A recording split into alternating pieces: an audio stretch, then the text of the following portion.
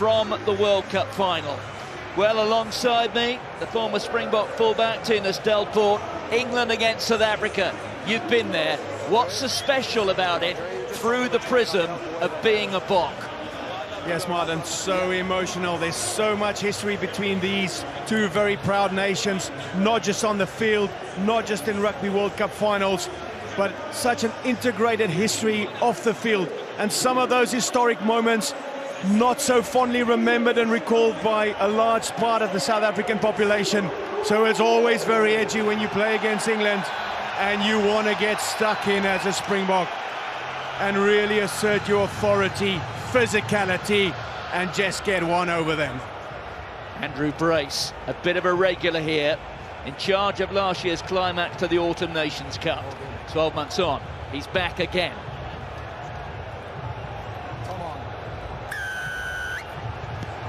England rugby celebrating 150 years. This fixture is 115 years old. The first match not too far away from here, back in 1906 at the old Crystal Palace. It finished 3-3. Back then, the theme was healing relations between the two countries in the aftermath of the Boer War. Today, well, I guess it's been more a phony war that's led into this match. But in some respects, I guess the emotions are just as heartfelt. There goes Reiner.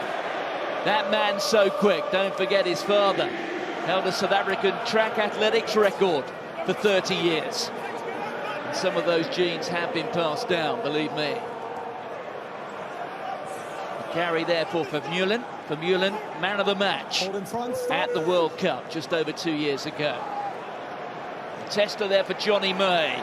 It was Creel who got to it first, but it landed in the grasp of Curry.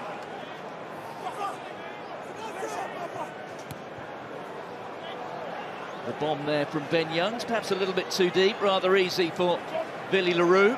Has a chance to consider his options.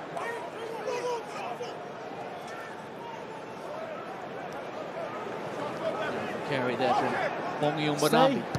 Pollard. First high bomb, a tester for Freddie Stewart. Well, he dropped one in practice an hour or so ago. I don't think he's dropped one yet for England. And this, don't forget, his 5th Test match. Marcus Smith goes aerial. Billy le Roux that time. Looks like he might have hurt himself a little bit, but has got back to his feet. Here's Smith, sees some space. That's for Marchant to get after.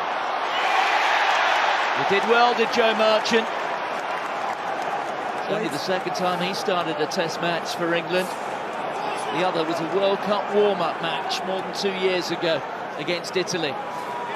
Suffice it to say, this a significant step up in class.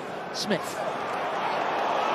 Eben Etzebeth makes the tackle. In fact, he almost went over the top of it. That's for Stewart to get after. Billy le Roux gets there first. And I think he just about got it down, did the fullback. With early signs, Tinus. And they are early, but they are encouraging for England. Encouraging start for England. We know what the Springboks, the way they want to play, the way they want to put you under pressure. Those high balls came up against Johnny May. Freddie Stewart done fantastically well to take that high ball, palm off the Allende on the tackle, and then they've worked themselves well into a fantastic attacking opportunity here. But this is what the Springbok scrum want. They want to scrum down those boys up in the front. They want to get their first taste against this England pack. Yep. As discussed now. And I guess if you're looking at full-back nightmares, there can be many sources of those. A ball like that dribbling towards the try line on an occasion like this. Well, Billy le Roux really didn't have too many options there, did he? Not a lot of options. He was going backwards. He couldn't really see what's coming behind. A lot of hard pressure. He had to deal with that, put it down, carry it over, and a 5-metre scrum for England. First scrummage. Well, it's a free kick to England.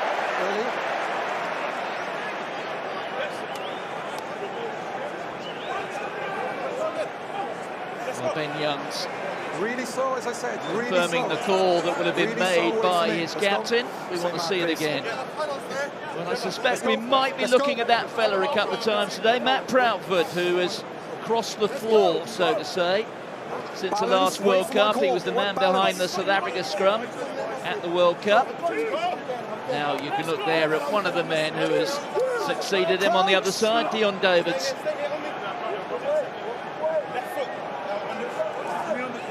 Crouch. Bind. Sit. Well, this time it's a penalty. Well, Jacques Nienaber did mention this week about the high penalty count that England managed to have achieved out of their set pieces. Another one is added to that number. And you could see the big smile on Kyle Sinckler's face there. Psychologically, it's such a big win. You want to get any inch over your opposing front row, and he certainly got that one. Well, Jamie Blamar, his first throw last week wasn't the best. Let's see if he can get this one on target. It's so important. He goes short. And here's the drive from England. Well, there's the ball. The ball taken down legally. Kyle Sinckler just looking for a bit of support here. Mana Tuilagi is waiting perhaps. Sinckler goes straight to the Twickenham turf. Bevan Rodd waiting. They missed him. Here's Tuilagi being held up. Damien Dialindi. He takes some passing and getting through. Smith. There's Stewart. May popping up. First tackle missed on him. There's Youngs. Johnny Hill. England within 5. Maro Itoje. Straight into a wall of green. There's May. Well, remember the World Cup close to half-time when South Africa frustrated England. Can they keep them out this time? There's now space out wide. It's Tuilagi!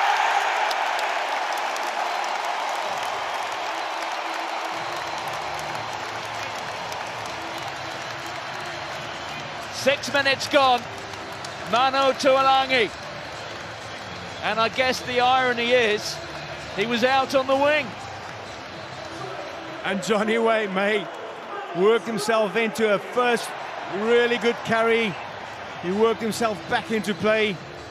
Second touch around the ruck. But they created that platform and the patience they showed. Lovely ball back there by Marcus Smith. Quick transfer by Slade. And it's going to be difficult to stop Manu Tuilagi over there. You can see again with the hard press from the South African defense, Jesse Creel pushing up hard to try and shut down Henry Slade. Quick transfer, and there's only one way and one destination for this big fella, and that's in the corner. World Cup winner for England, Jason Robinson, among those looking on. Some concern, though, perhaps about Manu Tuilagi just getting a little bit of treatment. And Marcus Smith came into the match with a perfect kicking record in this Autumn Nations series. He has maintained it. Again, I think the concern continuing about Manu Tuilagi, he has got that leg heavily strapped up. He is walking down the touchline. I think he's going to be coming off. That may well be the last action for this man. And indeed, Max Malins is coming on. So a try for England, but an early setback in terms of the manpower. Yeah, inside. Stay green. Youngs finds touch.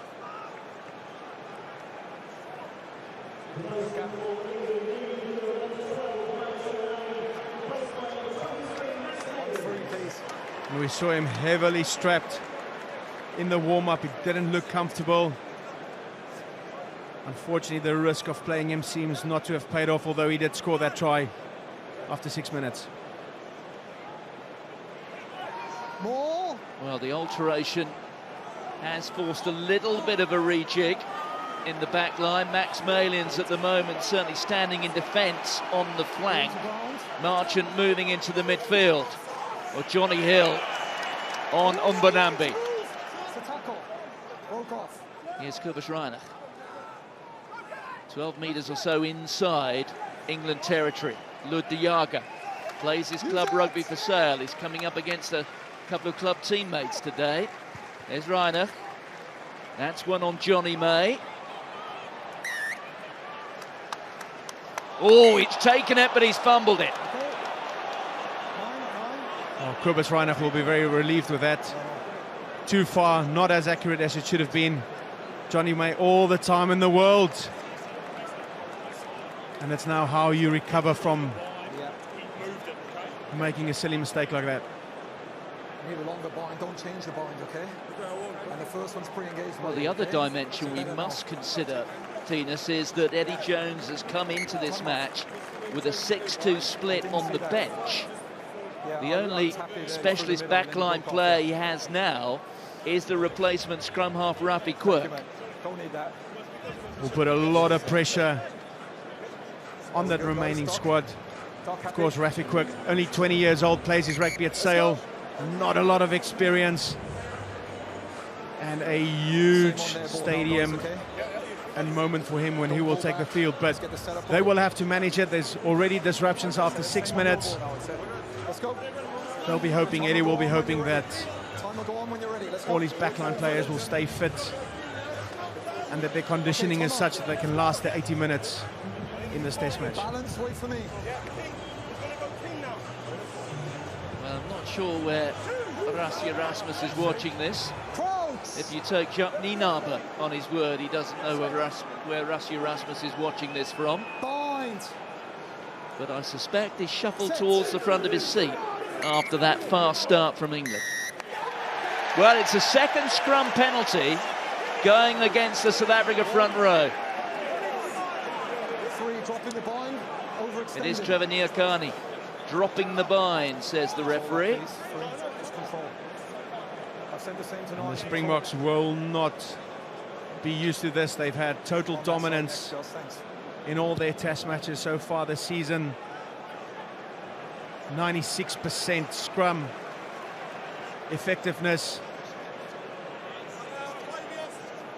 And Bevan Rodd doing fantastic work. That again will boost his confidence in his early international career.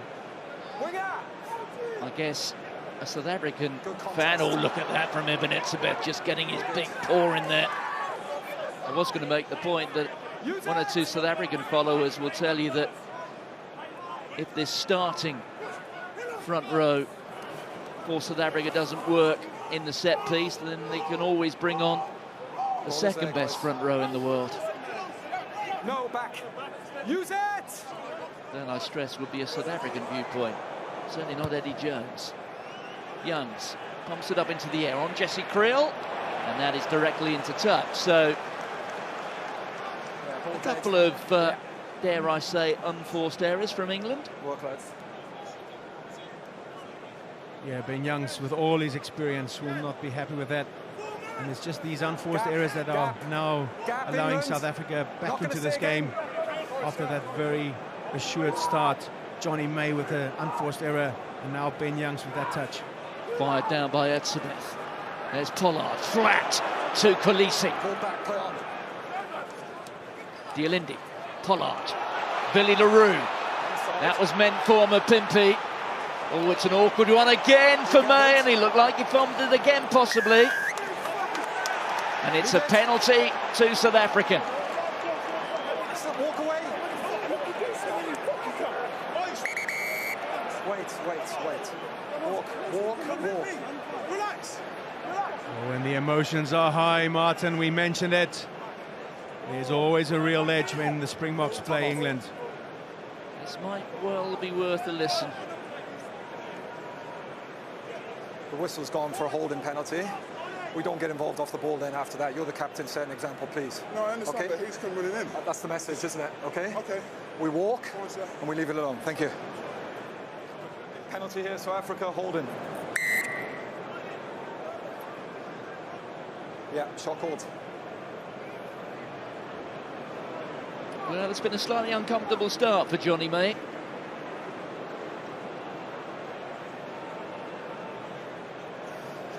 He worked really hard in that back three pendulum to cover Freddie Stewart coming off his wing. Awkward little bonds there. And it just looks like it's a little bit of a knock-on potentially, then holding on to the ball. Thank you. And he had those two good touches leading up to the Mani Tuilagi try. He's had a couple of unforced errors now. Key for him to focus on the next job, just forget about these mistakes and get on with the game. So Andre Pollard, who's kicking this month, has been pretty good. That's 7 out of 8 across the 3 Test matches. Didn't start the last one up in Scotland, had 1 or 2 wobbles during the Southern Hemisphere spring. Those Test matches in Australia, but looks to be back to his accurate best. 7 points to 3. Timing, please, guys. The one thing you can be certain of with South Africa, they will not panic, they will be patient. Billy le Roux rising high. Inside.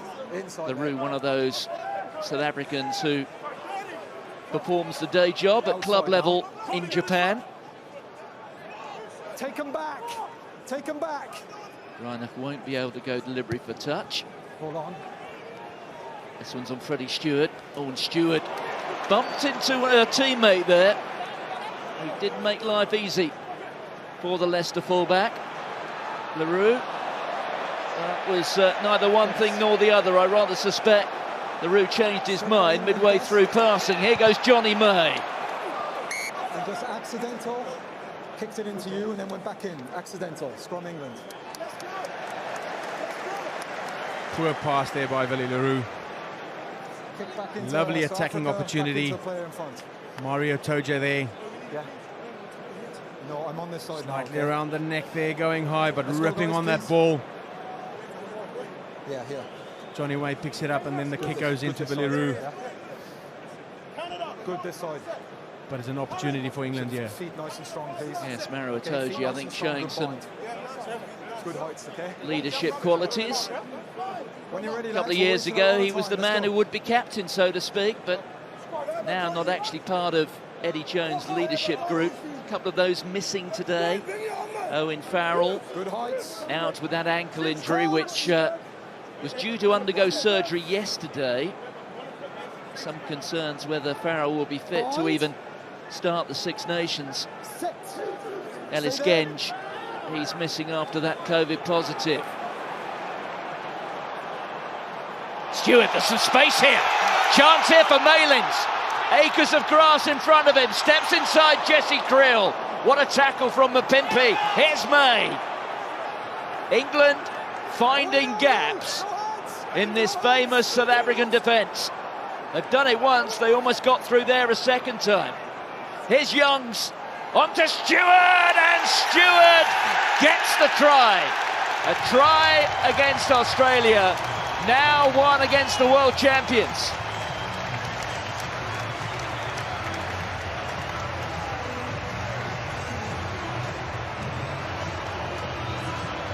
Strong work there by Freddie Stewart, so close to the line. But this is where it's all started, some inventive play there. Mapimpi being caught in no man's land. Draws in Billy le Roux. Jesse Creel had to work hard to cover. But now they're scrambling. Johnny May again with a second touch. He's getting so involved in both tries now. And this is where the Springbok defence has got to do better. Man on. Youngs with a lovely direct pass. And the big man, Freddie Stewart, standing at 196 for a fullback. 101 kilograms. Bundles his way over Makazole Mapimpi and Kobus Reinach. Well, Eddie Jones calls him England's goalkeeper. The man at the back who doesn't drop a thing. But over the course of the past fortnight, he's demonstrated his attacking qualities as well.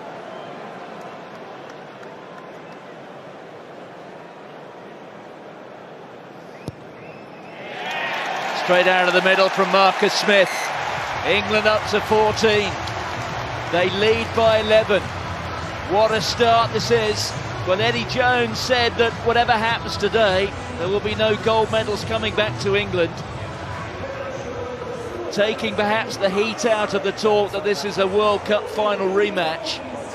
I guess technically it is, but the reality of the occasion is that England want to demonstrate that looking forward to the next World Cup, if anything, they've stepped up. Keep your feet. No, it's not out. Counter rock is good. Big questions now have been asked of the men in green and gold. How will they respond? Stay on side. All on. Inside. That time, a good exit from Ben Youngs. He maybe was a little short of his best last week. Remarkable career, earning his 112th cap for England today.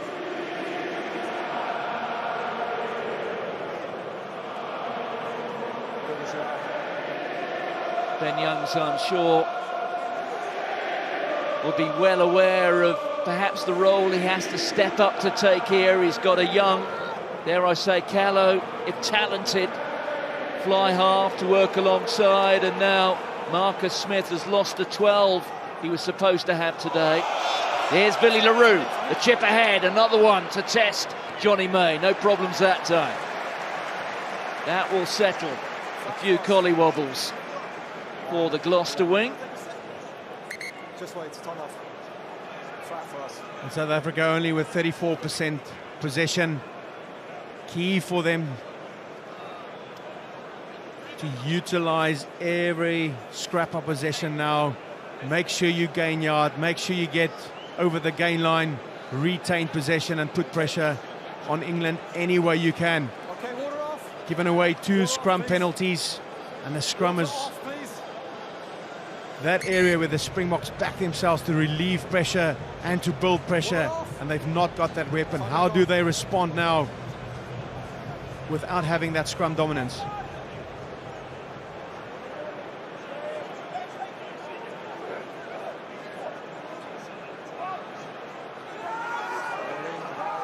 That time it was Ludiaga. The referee is playing a penalty advantage here to South Africa, so they've got a free hit at this one. There's Dialindi onto Pollard. They've got numbers here, perhaps. There's the kick through meant for Jesse Creel. Well, England were forced to scramble.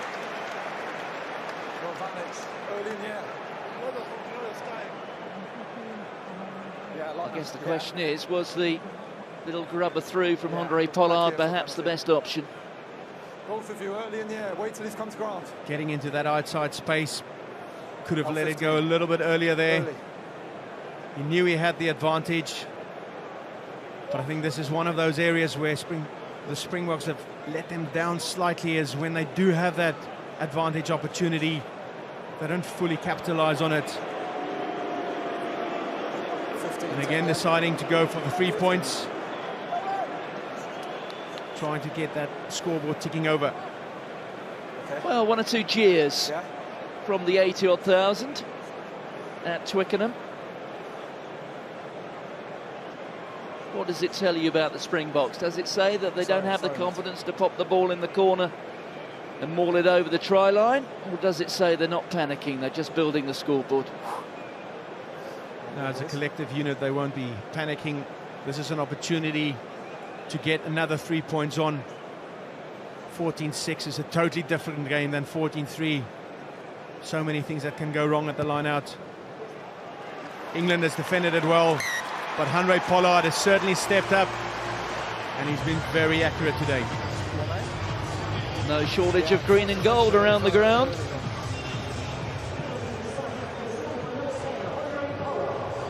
And there you go.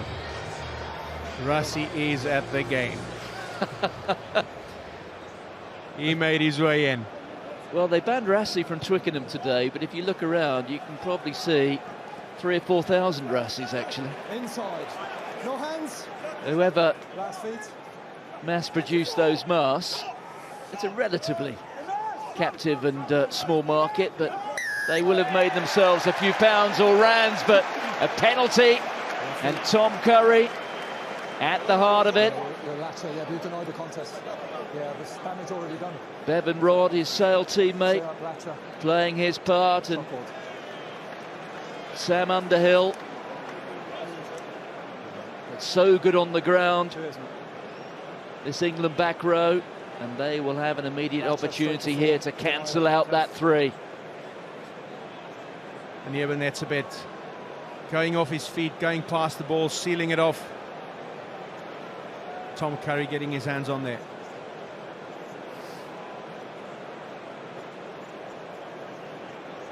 That is a soft penalty, isn't it, Tinas?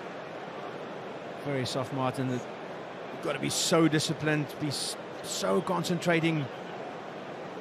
Get your execution right, get your exit strategy right. Willie le Roux's been assured under that ball from the restarts. Get that ball and get out of your territory. Now they give the opportunity, Marcus Smith, to gain back that 3 points.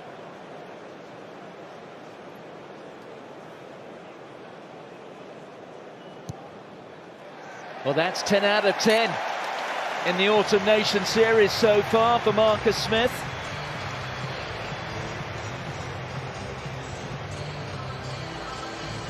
England already well past their total over 80 minutes in that Yokohama final.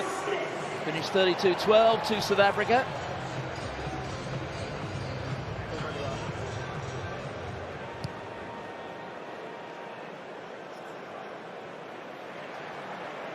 Fine catch from Maro Itoje.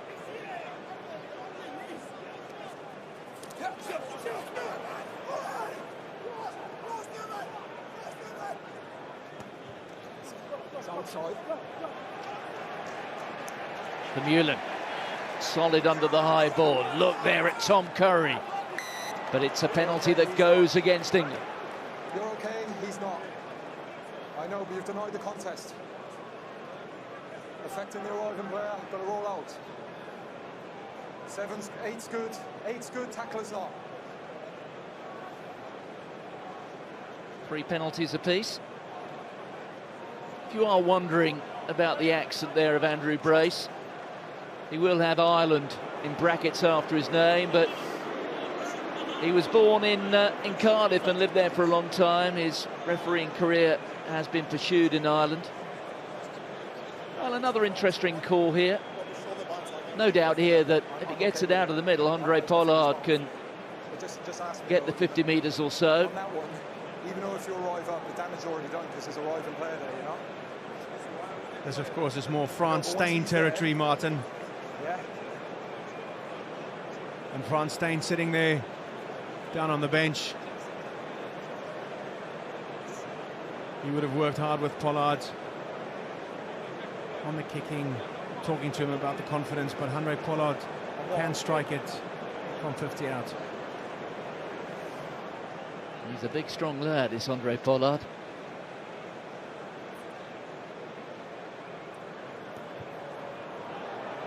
Oh, my word. What a strike. Yes, if you're talking Samada types, he's rather more out of the Henry Honeyball mould than perhaps the Naas Botha. Occasionally, Pollard's concentration just lets go, and his accuracy isn't quite there, but when he's high in confidence and he strikes it like that, it is brilliant. And again, Willie le Roux under that restart, very assured, getting the ball back for the Springboks. Oh, and that was Niakani getting in the way.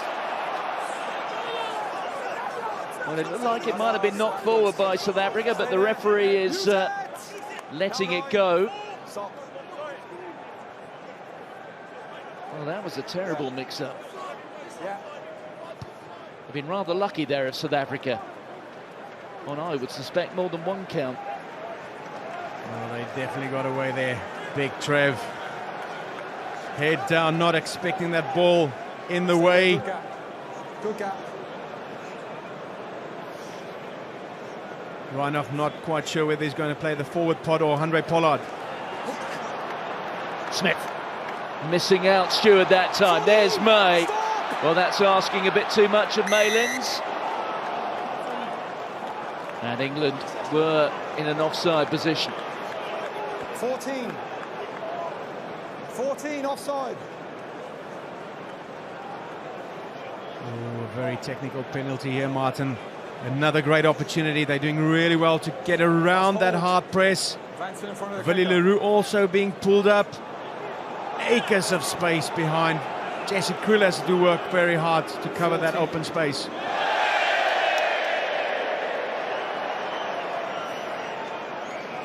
You can't be brought on because you've got to hold first. Well, Pollard, despite the slip, getting enough of it. Yeah, watch the early. Well, he slid on the outside of the boot there, really, didn't he? Couldn't get a flat plant in there. You can see there's a lot of grass underneath his boots, so a little bit slippery. Luckily for the Springboks, the ball went out. Yeah, it's a bit of speculation in this part of the world over the course of the last couple of days that Handré Pollard may be playing his club rugby in England next season. He'll have to get used to damp pitches. There's Kubis-Reiner combining there with Mapimpi, who barely had the space you get in one of those red telephone boxes in this part of the world. Collapsing, number 6, captain. Second time now England's been penalised on the driving maul. South Africa getting the penalty. Pollard's been striking it well. Shot. Confidence is there and he's going for the post again. Captain. Yeah, I know, but we've got a penalty against them for earlier. Well, this is what the Springboks do. Ball, they force the penalties, and when Handré Pollard is on song, they kick the goals, and so often more death by 1,000 cuts than... Good, Frankie. Nice image there. Oxen Che and Carl Sinclair just sharing up opening half-hour analysis of the match.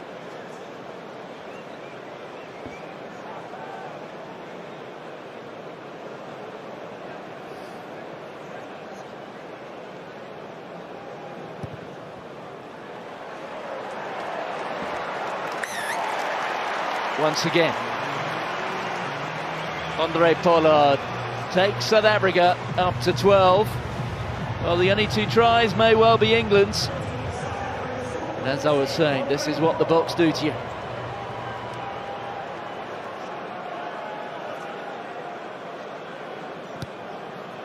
Little change of tactic there from Marcus Smith. Well caught by Itoje, who's galloping. What a tackle that was. Sinclair, Smith, placed under pressure, Stewart. Well, it's worked rather well for the Leicester fullback. They were shoveling around a little like a hot potato, but in the end it worked. Some really good creative play here. Switching it up, Marcus Smith with the short restart. The athletic Maro Itoje going up, regaining the ball. And again, England is getting around that hard-pressing Springbok edge. And with Freddie Stewart with the ball on the floor, putting the Springboks under pressure at 5 meters from their own try line. Shortened line. The Diaga really had to reach for that one. Powerful carry from Vermeulen. One back. And hold, stop. Pollard plays with so much time. Didn't quite get that one out of the middle, though. Here's Stewart again. On to Johnny May. May getting spun round like a whirligig. Johnny Hill. Hard, straight and forward. Good carry there from the extra lock. Getting a bit of help from 1 or 2 mates. Smith almost sending Bevan Rod through. Carry this time from Blamire. If you're not familiar with Jamie Blamire, he isn't even the first choice hooker at his club at Newcastle. Oh, and the offload was almost there from Ben Youngs. Well played by Underhill. It's Stewart. Space for Malins. What a tackle from Dialindi.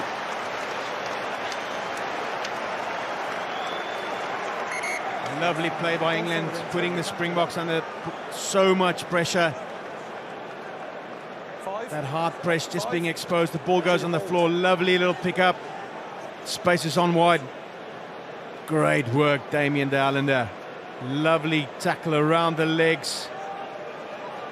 Bundling Malins out in touch, but England are creating opportunities. They're exposing that hard press from the Springboks. It's been a fascinating opening 33 minutes. Stop England, hold. Use it.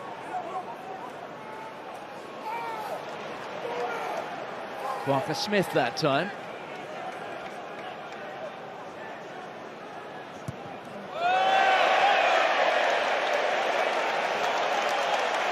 Well, England just turning the screw a little bit on South Africa. Cobus Reinach, that was not out of his regular playbook. Let's go, England. Let's go.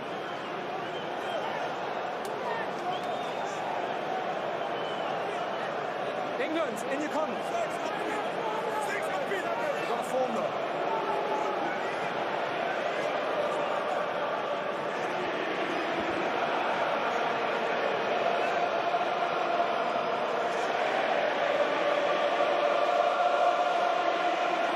England goes short again to the captain. Here's Blamire. Bevan Rodd bouncing off the defenders. Joe Marchant dragged to ground by Ebenezer. There's Rodd again. Thumping hit from Unche. And South Africa get the penalty. Collector's item from that fella, the beast from Bloemfontein. You talk about dominant tackles. That is the Ox on a stampede. We're not going to have that. Just spoke to down there. Lovely lineup. But that impact, that collision, just crumbling under the strength of Oxenchair there. Enough now, boys. Same for them. Allows the Springbok poachers to get over the ball. And England being pinned for holding on. Well, that's how Bevan Rodd felt it. Ebenezer has just had a bit of treatment. Still moving a little bit gingerly.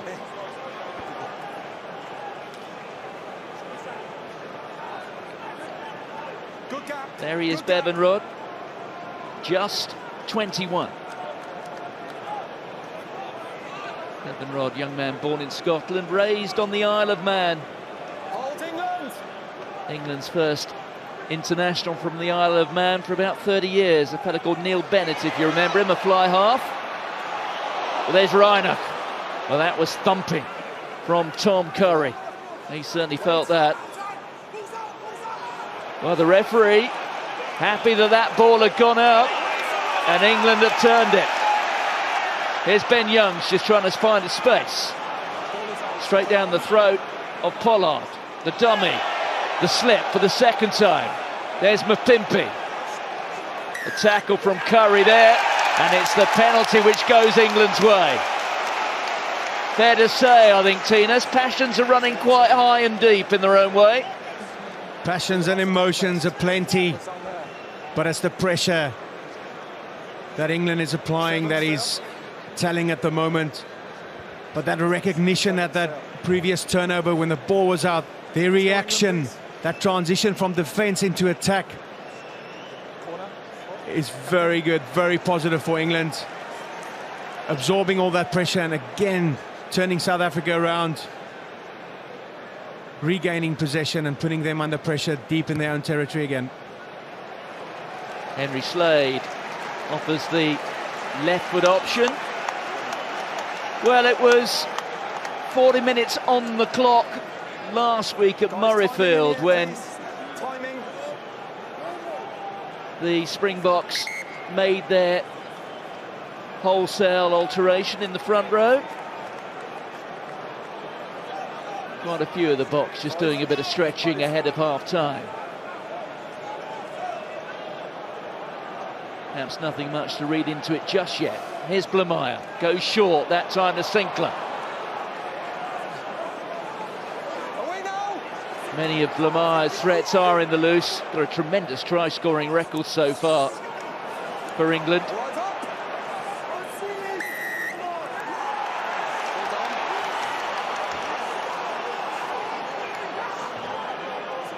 Another big hit there by the Springbok forwards. Duane Vermeulen smashing into Tom Curry.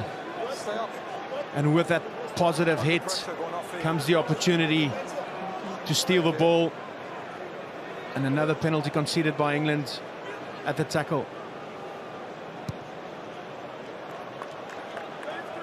There might well have been one or two jolts on the needle of the Richter scale in southwest London over the course of the last 38 minutes. It's that sort of contest. Big double hit there. Duane Vermeulen, Loer de Jager quickly back on his feet to try and steal that ball. 90 seconds to go. Reiner, chip ahead. That's for Lukhan Yuan, but Malins grabs it. Malins is a real threat on the counter-attack. Superbly anticipated by the Saracen.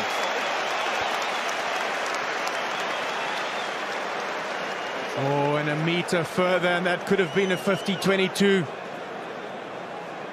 Lovely piece of skill there. Yeah.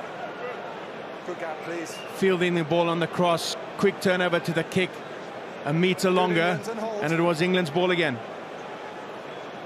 10 metres.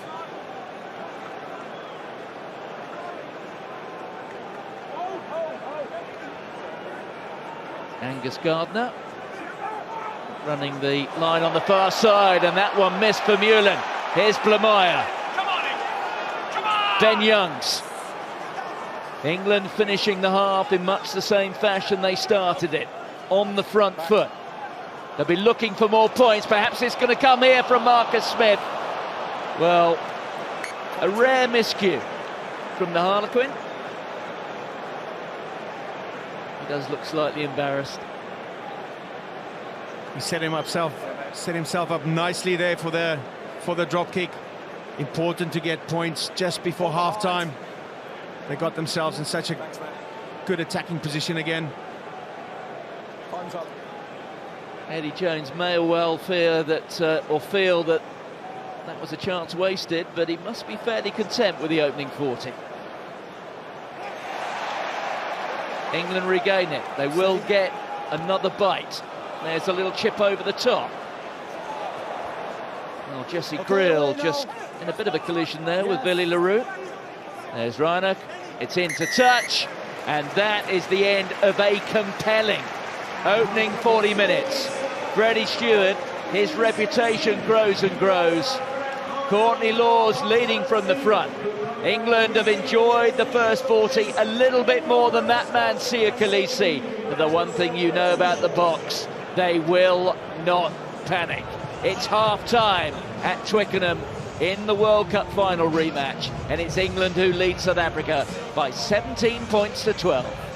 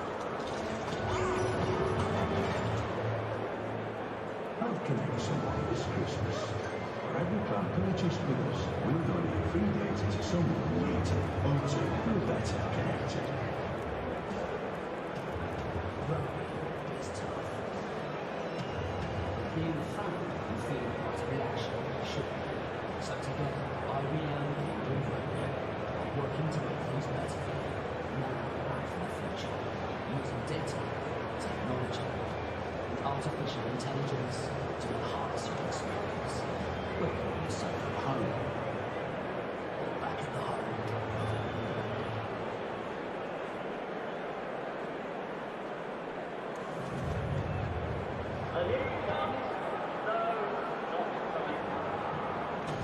Try. You can't score every time. Where would be the fun in that? You got to Dust yourself off and try again. At Honda, we believe there's joy in trying. It takes one side step at a time to achieve your dreams.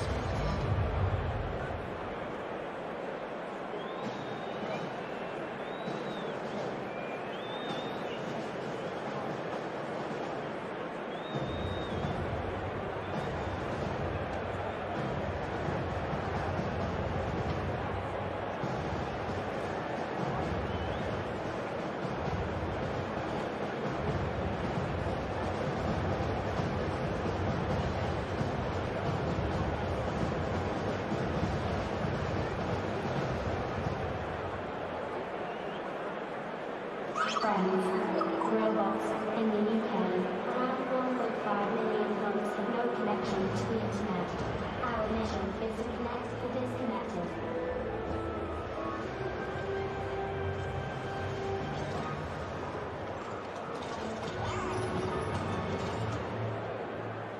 Health Connection this Christmas. For every plan purchased with us, we'll donate free data to someone who needs it, or to who are better connected. You can still have your say by voting for today's Champagne Bollinger Fans Man of the Match. Just head over to the England Rugby Twitter page in the 70th minute and retweet to vote for your standout player. If you bought a ticket for the England Rugby Supporters Draw, the winners have now been chosen. Check your numbers at supportersdraw.com to see if it's you, and good luck.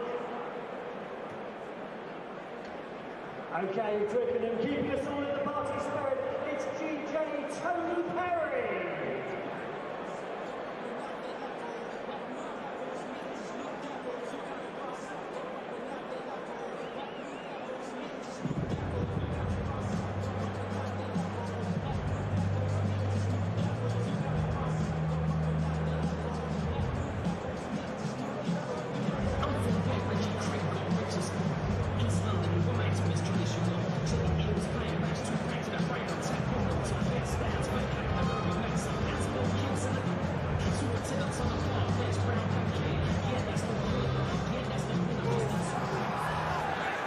Hill again, looks ready, but Youngs goes the other way.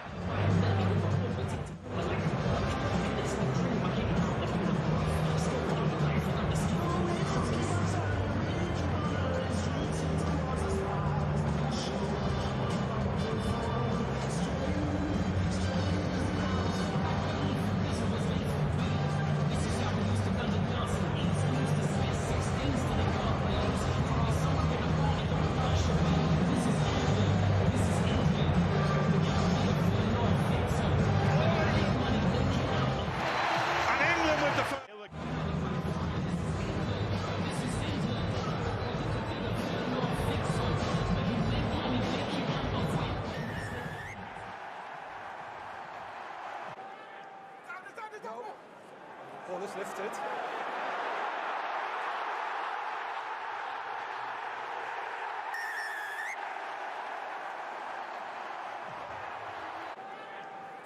No. Ball is lifted.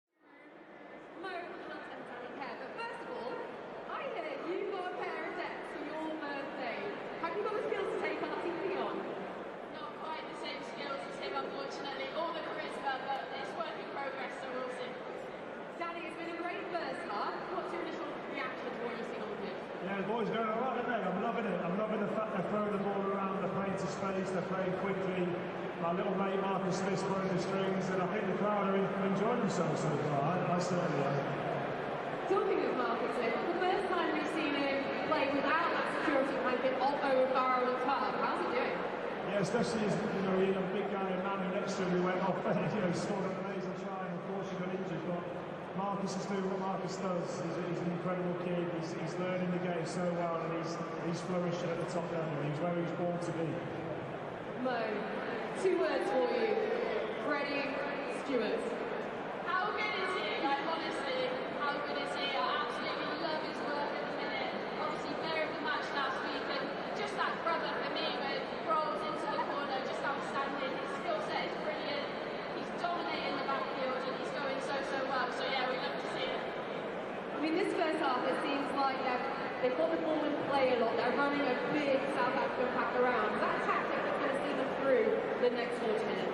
Yeah, we hope so. They're big boys. You've got to run them around. I think England are showing the skill set they've got. They've got some speedsters out wide. A little quick 22, the Marcus and Mammon on the restart. Little bits of play like that. We've got to do some special things. He's got to score tries against South Africa. That's what we're doing. Let's hope for a few more in the second half. Yeah, 17-12. It's not exactly a huge buffer because Andre Pollard is keeping them in touch. How do they shore up that discipline in the second half? What are the words behind the scenes here? Just turn it down a bit. I think that's just it, just making sure that there's no silly penalties in their own half, like kickable penalties as well. We know Pollard's got a huge boot, so making sure you don't give him that opportunity, because let's be honest, at the minute England are playing all the rugby. They're throwing the ball out, they're trying to come out the backfield all the time, and they're playing some really nice stuff. So cut down on the penalties, especially in your own half, and I'm sure that scoreboard will keep ticking over. Danny, if you were in that dressing room, what would you be saying to rile up the troops? I don't think anything else is saying. To be back at Twickenham in front of 82,000 people, the best stadium in the world against the world champions, this is the stuff I dream. I'm jealous. I miss it. I miss this feeling. So I'm very jealous of the boys. I can't wait to see them pull through. Hopefully get the history on the Before I let you go, Mo, the Red Bruises are on fire! I mean, the Bruises Creek, I think like when this weekend, it's 18 games on the last. It's huge. Oh yeah, it's massive. So for those that haven't been following our Red Roses team, they go against USA tomorrow. It's a huge game, last one of the autumn, but 18 straight victories. So get yourselves down to Worcester Warriors. If not, catch them on BBC Two. It's a 2:45 kickoff, so they love your support. Keep it coming. That's it. You plug them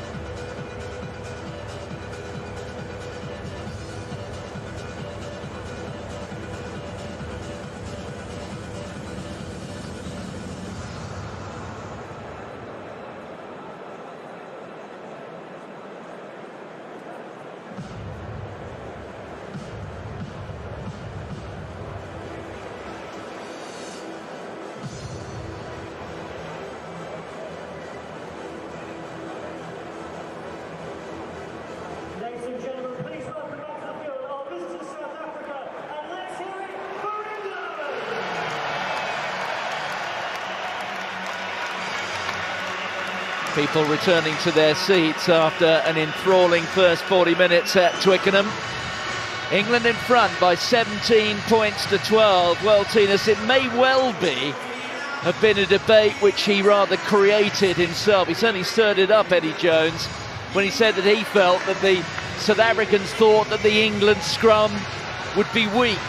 Well, he said we won't be weak, and I guess thus far you'd have to say they've been anything but. No, absolutely, Martin. It's the one area the Springboks have had dominance in all the test matches, and that's the one area that they could have relieved pressure. The young guns of Bevan Rodd, Jamie Blameyer and Kyle Sinclair has been immense. You know, they created 2 scrum penalties against South Africa, so they've certainly absorbed all that pressure, and it's turning into a strength for them.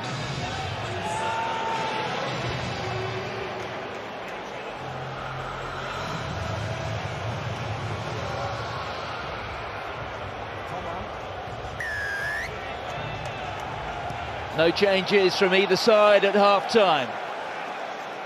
Oh, and Billy LaRue puts it down, but I think that went backwards. Certainly is the view of the referee. I guess the question about South Africa is, how long will it be before the bomb squad comes on? Or at least part of it. Malcolm Marx, Stephen Kitsoff, Vincent Koch will be warming up shortly, I have no doubt about that. But the first significant judgment of the half has gone the way of South Africa. They have the penalty. And that, penalty number 8, conceded by England. 4 of those within kicking range. All taken by Andre Pollard. All struck perfectly. And that really, I guess, is the tale of why South Africa are still in this match. Now, the consistency of the tee by Pollard has kept the Springboks in touching distance, but crucial for the Springboks. They have to get the first points on the board for the second half. Well, that went astray from Mbonambi, and it's not the first time. The set-piece scrum has not been functioning perhaps as Jacques Nienaber would have liked. Let's go, guys. And the line-out has been another very reliable and efficient tool for South Africa all year, but it's not necessarily working that way. Anthony Seibold, the England defence coach, that was something of a surprising appointment by Eddie Jones, certainly for those who followed Anthony Seibold's career in recent times down in Australia, where his last job did, well, it all ended rather prematurely and in great disappointment in rugby league in Brisbane.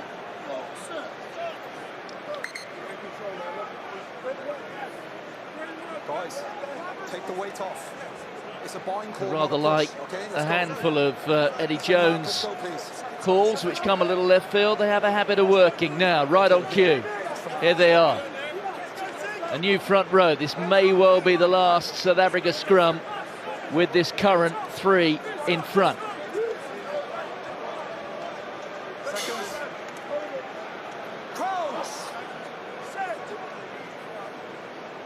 Bind. Set. Stable. Stable.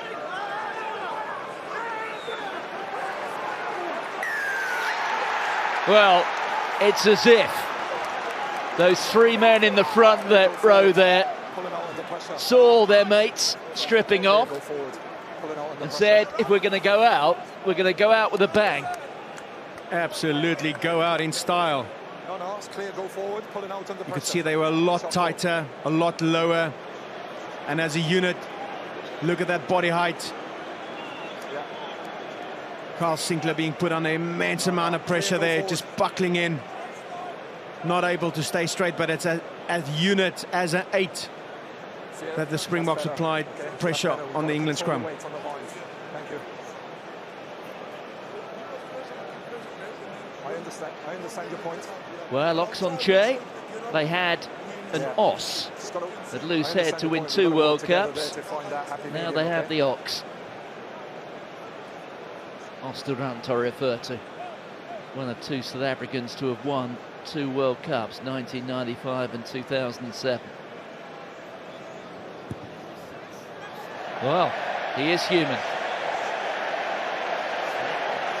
And of course, Martin, he follows in the beast's footsteps, so he's got an os and a beast 1, 2, 3.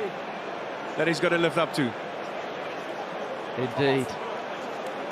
Don Human just giving 1 or 2 instructions, a man who could play a bit himself in the front row. And off comes Bongi Umbanambi, Oxen Che, and Trevor Niakani.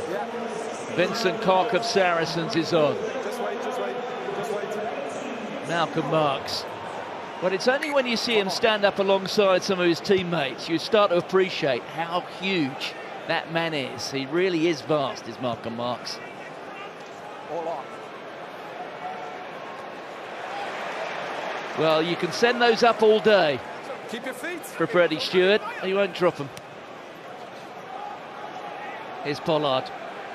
He'll get another chance, perhaps. No, he chooses to go wide. There's Billy LaRue. Quaker Smith. Big hit on Smith. That was the captain, Courtney Laws. Billy LaRue. Delindy. The offload to the captain, Khaleesi. Look at this! Oh! So close. Jesse Krill was coming outside him.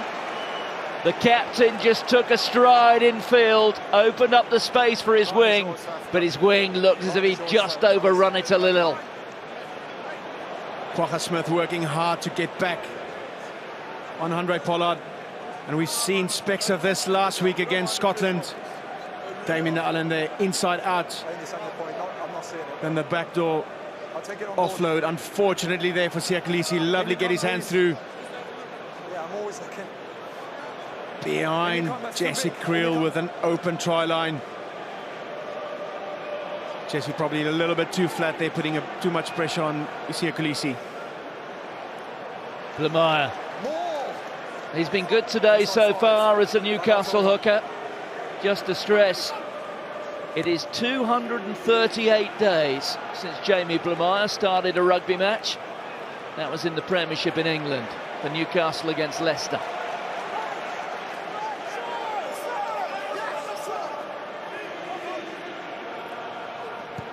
Pollard. All good. Stewart dominates the skies.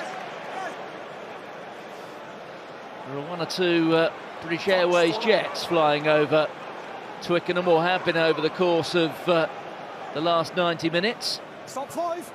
The closest thing to them on the ground has been Freddie Stewart.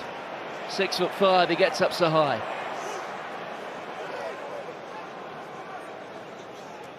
Oh, Sinclair fumbles it, gets hit. Malcolm Marks. Penalty to South Africa. Marks leaves his imprint, quite literally. 18, first arriving player, on his feet, holding the ball. He'll have a double M imprinted on his chest there. Fumbling a bit, again a dominant tackle. 18, Sinclair going backwards, allows Vincent Koch to get over that ball. Steve Kitshoff was also there, and you're not going to move that man over that ball once he's get his mitts on there.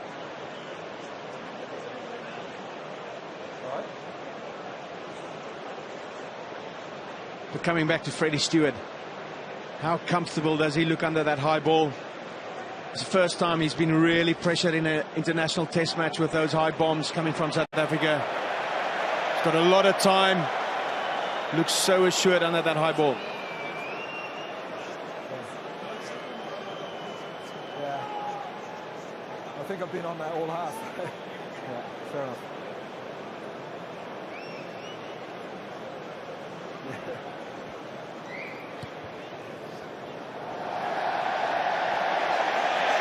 Well, the first one went right, the second one's gone left.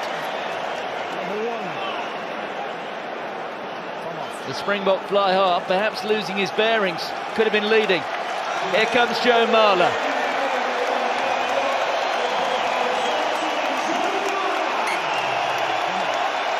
Good stint done by Bevan Rowe.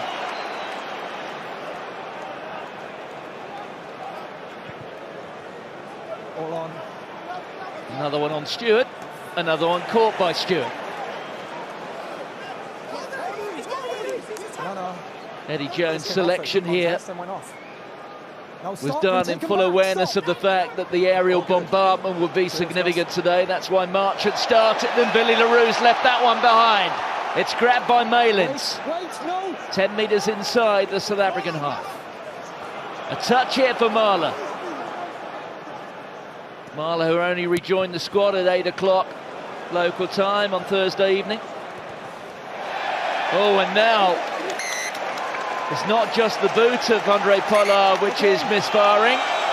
Well, Curry has gone down after an altercation with Dillindy. I'm just giving you the benefit of the doubt. You didn't hear it, okay? Just be careful. I understand. Scrum England, let's go. Well, I don't know if you heard that, but the referee's saying, I'm giving you the benefit of the doubt, so there will be no repercussions for Damon Dillindy. But that's unconvincing from Pollard, isn't it? He's had a disappointing 5 minutes. No, he's missed those 2 penalties. Could have put the Springboks in front. Missed that ball. The difference is the high ball's being put up by Marcus Smith. Ben Young's a little bit closer.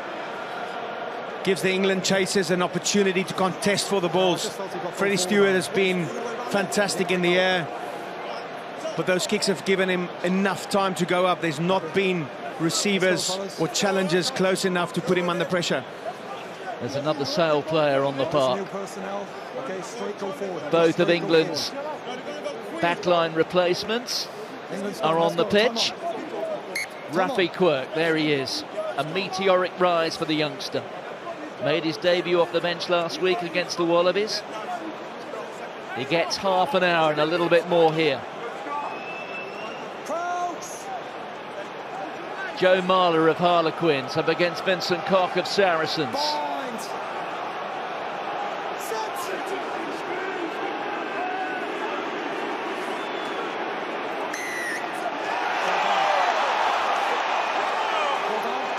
Well, a sense here that the balance of power in the set piece is turning in the direction of men like Steven Kitshoff. Slowly turning, slowly but surely. It's like a massive container ship. Slowly turning the momentum. And this is what the Springboks rely on. The scrums to relieve pressure. And the scrum penalty is now 2-all. England ball. Sinclair again buckling under the pressure there. Steven Kitshoff applying that pressure. England's total penalty count now into double figures, 10. Compare that with South Africa's 4. Billy LaRue goes off. He's replaced by Frans Steyn. They're on the line and come in, South Africa. Same for you. England on the line. Thank you.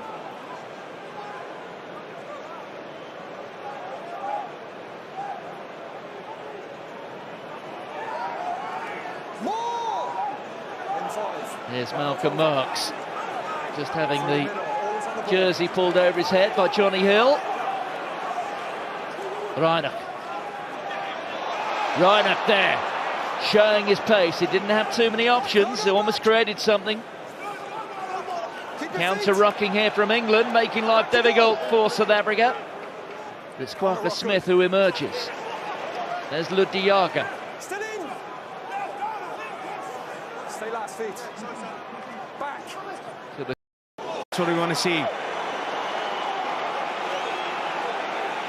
And it's what you want to see, Tiernus. I'm sure there are quite a few people here among the 85,000 who don't want to see it. All the ones with Rassie masks certainly want to see those opportunities. Marx finds Etzebeth. The Springbok tactic here, all rather predictable. But can it be stopped? Even Cobus Reinach is in there. The referee, it's short. Here's Mapimpi getting his hands onto it. And Mapimpi saw a shaft of light. It's there again for South Africa. They're up, they're over. and the referee says it's held up. It was Max Malins who looked as if he saved the day. It's going to be a goal line dropout. Heroic defence. You see how much that means. Kwagga Smith trying to bundle himself over. Max Malins getting underneath. Twice short and then held up.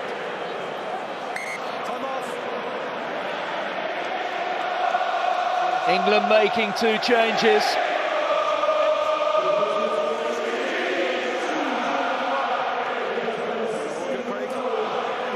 What a match this is, and what an occasion for Nick Dolly of Leicester to make his Test debut. Frans Steyn, it slips wide. Well, for many years that has been that man's calling card. Lovely little tactic there, why wouldn't you? Free chance there for 3 points, especially if you've got such a cannon of a boot. All behind. Drifting slightly wide to the right. No one on this pitch here has played Test rugby for as long as that man, Frans Steyn. That's not one of his best kicks. Oh, he just got enough there of Freddie Stewart to knock him down. Here's Rafi Quirk. Use it. Marler into one of the Springbok Bruise brothers, Eben Etzebeth. Use it. Last feet. Quirk charged down by Etzebeth.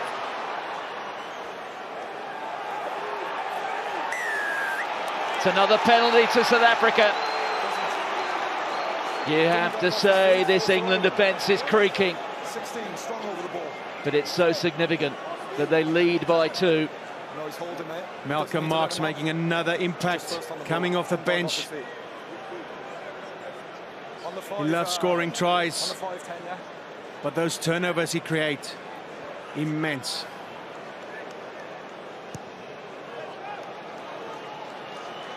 Yankees almost pokes it there into the corner. Good gap, discipline, please. Discipline. No, mate, he just went straight on the ball, as long as he doesn't dive. Off my AR, please, off my AR. Yeah, good, Gus.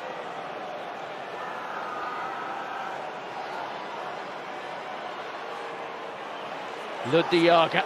More! Inside 5. England will have to get their maul defence sorted out here, and they've done it very nicely.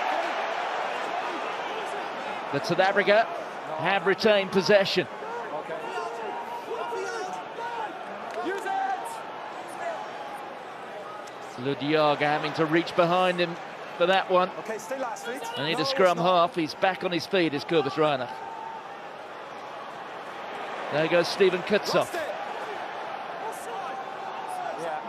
Malcolm Marx. Oh, it's a penalty advantage coming for South Africa, right in front of the post. England's lead, perhaps now poised to be snuffed out.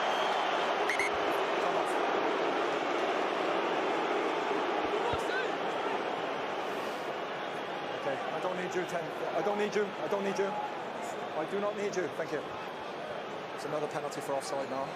Offside before that, and line up more collapse over there. Well, it's almost an entire one half of a rugby match since England scored a point.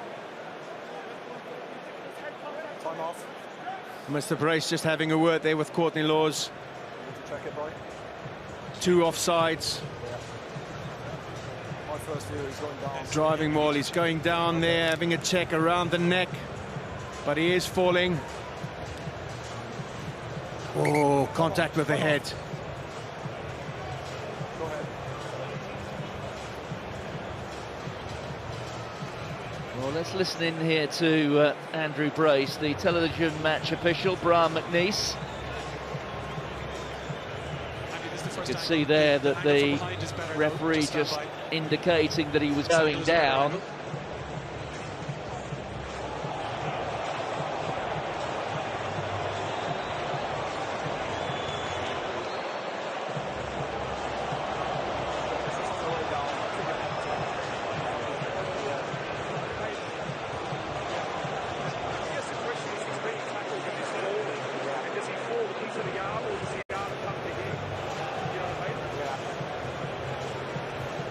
tackler is Charlie Ewells of Bath. Yeah, just keep showing that last angle, Brian. Yeah, we'll get the last angle for you again. Just stand by. It's still being watched by the referee and the television match official. We're just waiting for the one from behind. Andy, just stand by.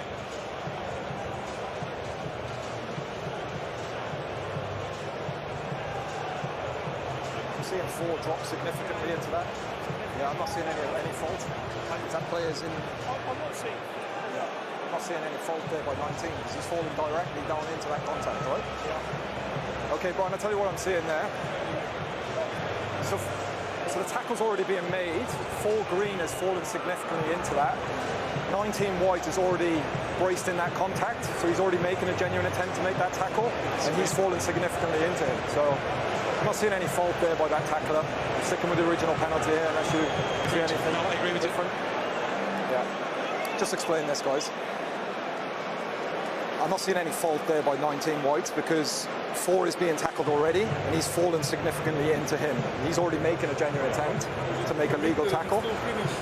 Yeah, but I know, but I'm not seeing any fault by the tackler, okay? Not any faults because he's fallen into him. Yeah, but I'm not seeing foul place here, okay? So that's my call. I'm sticking with the original penalty, okay? It's not 7 penalties. No, it's not. I've given the warning. Yeah. Well, Andrew Brace fairly clear there in his explanation. I don't think Sia Khaleesi thought all of it. But South Africa do have the penalty. It's straight in front, and it is a chance here for Elton Jantjies to take South Africa in front.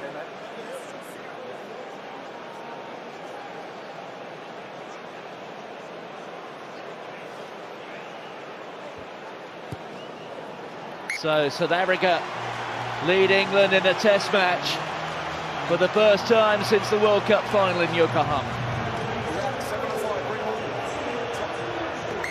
7-5. A couple of changes being made by South Africa. One of those in the second row, Franke Mostert, is coming on. Kwagga Smith is also going off, so Jasper Wiese of Leicester is also on the pitch. Grant Steyn has called for it. Use it! Still more than 16 minutes to go. A compelling test match. Use it! Remember, South Africa haven't won here at Twickenham against England for 7 years. 2014. And England have got an outstanding record at Twickenham in the traditional autumn series matches or November internationals, call them what you will. Since South Africa won, there is Jasper Wiese, by the way.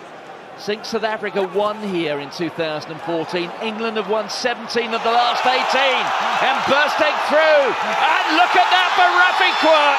Marchant delivering the pass, and Quirk gets a try. What a way to fight back.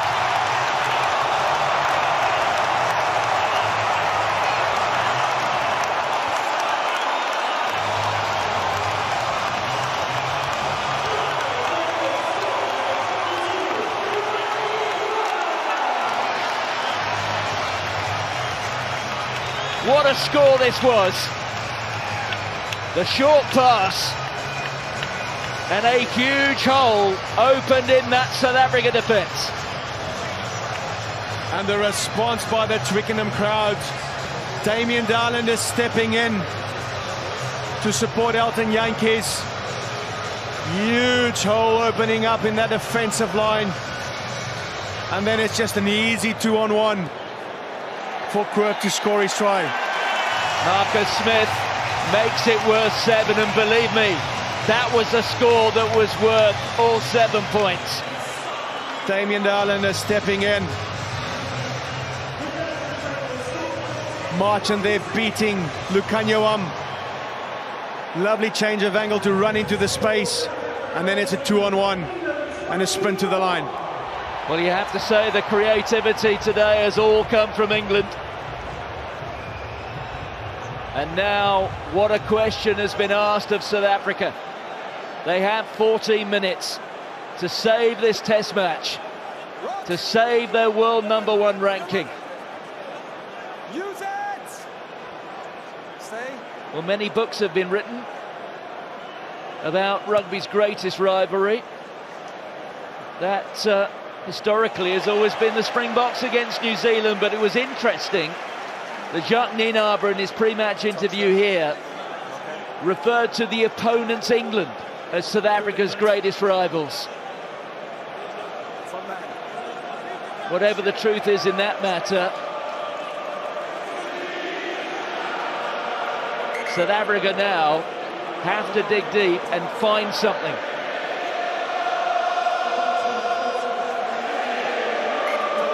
The tide was all going their way, but now, in virtually the blink of an eye, it has changed. The men in green and gold have got it all to do again. Round 15. The alteration made at scrum. We've got at scrum half, I should say.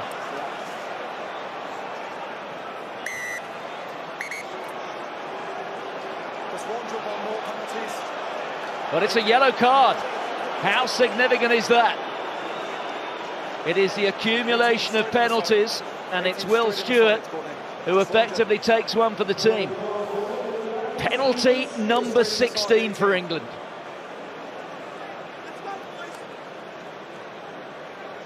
And it's those repeated infringements, penalties being given away, not allowing South Africa to build any momentum. And Mr. Brace had enough. He had England on a warning. Discipline at more. And Stewart paying the price for another penalty conceded. Well, Eddie Jones knows all about the strength of South African rugby. There aren't too many secrets these days, but he's a man who's been in the camp. He was part of Jake White's backroom staff when they won the World Cup in 2007. When England offered him the job, he was dragged from his desk on virtually his first day in a coaching job in South Africa. He knows that these men in green and gold will not lie down. And here they are again. It's Malcolm Marx trundling his way forward. All hands to the pump for the men in white.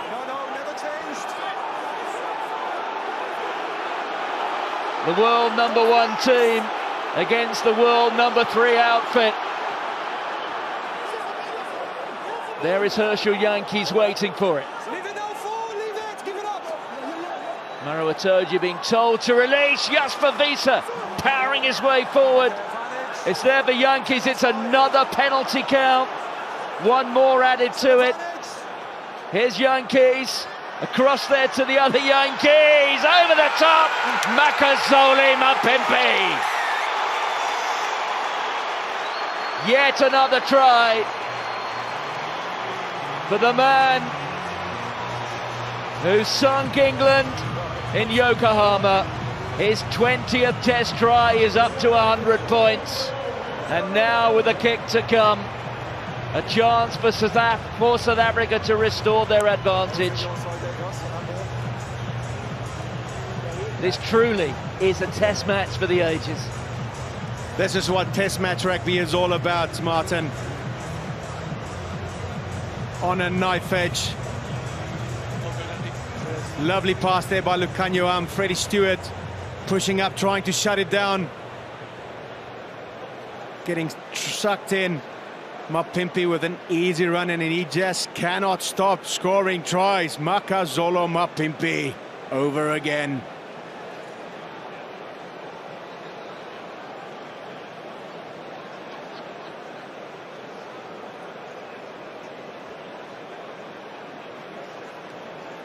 Well, whatever happens to this, we'll have 10 minutes to go and a single point between the teams. But it is quite a kick for Elton Jantjies.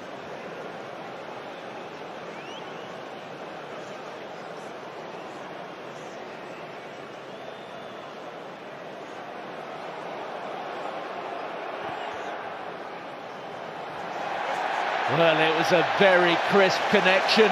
but it does slip wide. 10 minutes of international sport at its best to come.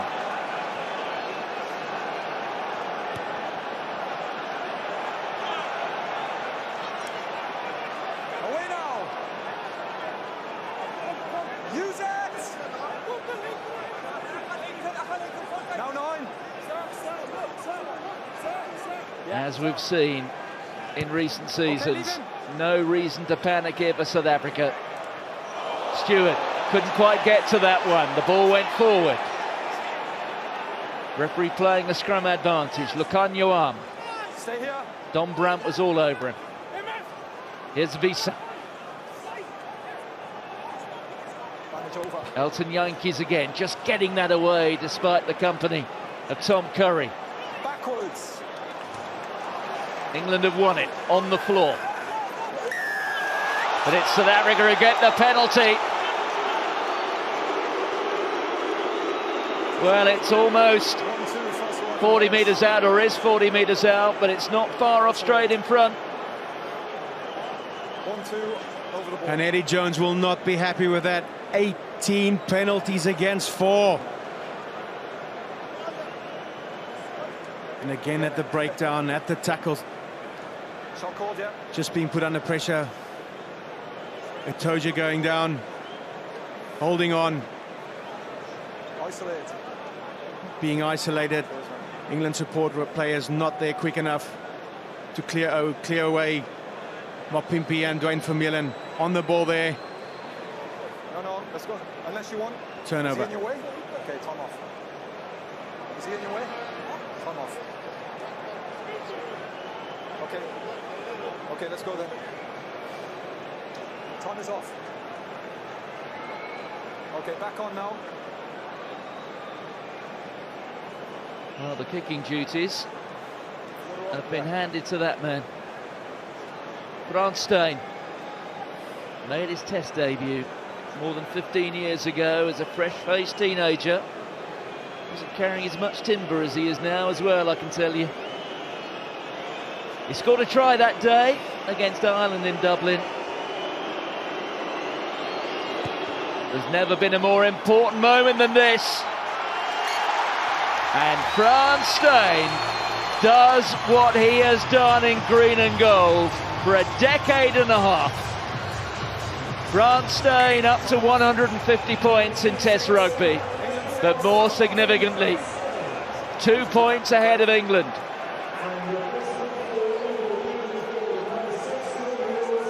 England will go through the last 7 minutes with another captain because Courtney Lawes has gone off. Sam Simmons is on. He certainly adds an additional dimension. 26 points to 24. Tom Curry, we understand, is now captain. The only remaining member on the pitch of that new leadership group, which Eddie Jones has developed. Knocked forward by England. Etzebeth makes a few more metres. There goes Sia Khaleesi. What a figure he's been for South African rugby in the last couple of years. Yankees. Here's Dialindi. On to Lukhanyo Am. Frans Steyn. South Africa starting to demonstrate why they're world champions. And Eben Etzebeth going through, romping through like a derby winner. But it's a penalty against South Africa.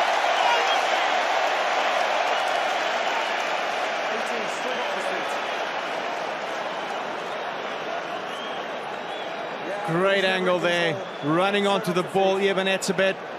Malcolm Barks a little bit too far away.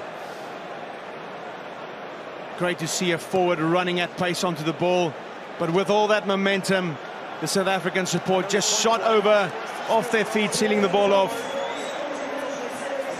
relieving the pressure on England defence. Just didn't feel they were in control.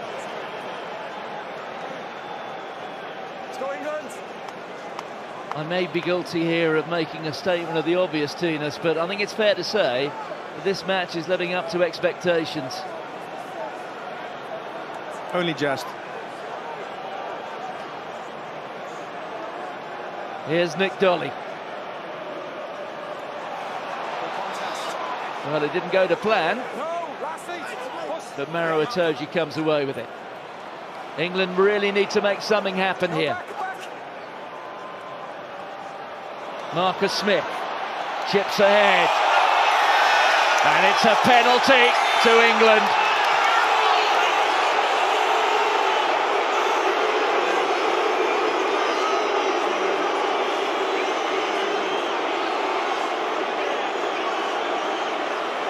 Well, the referee, Andrew Brace, is moving towards the big screen here.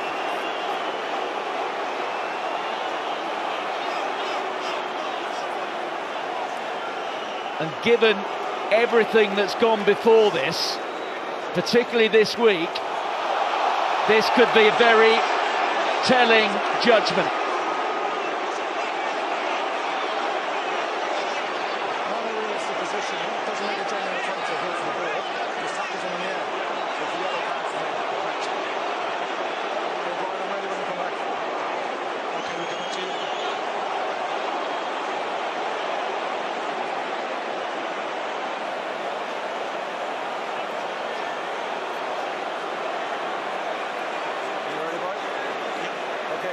Six does go up.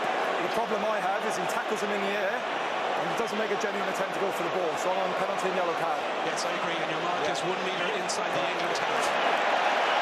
Okay. You have got, no, I know. You have gone up, but you've still taken him in the air. And that's why it's a yellow card. I was getting the ball. You didn't, you took him in the air.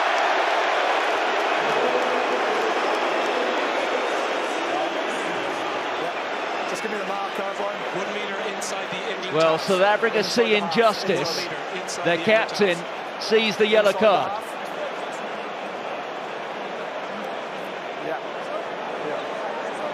So risky when you go up in the air to try and contest for that ball if the attacker is already in the air. Siya Kolisi defending his position, saying he went for the ball. TMO's confirmed. Yeah. Mr. Brace and his refereeing team deciding otherwise, saying he tackled him up in the air. Brave play from Marchand. Fantastic little attacking kick by Marcus Smith.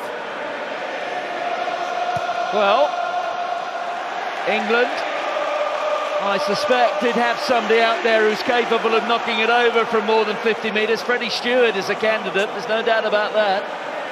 But instead, they've opted for the penalty to touch, and they have the line out. A little more than 22 metres out.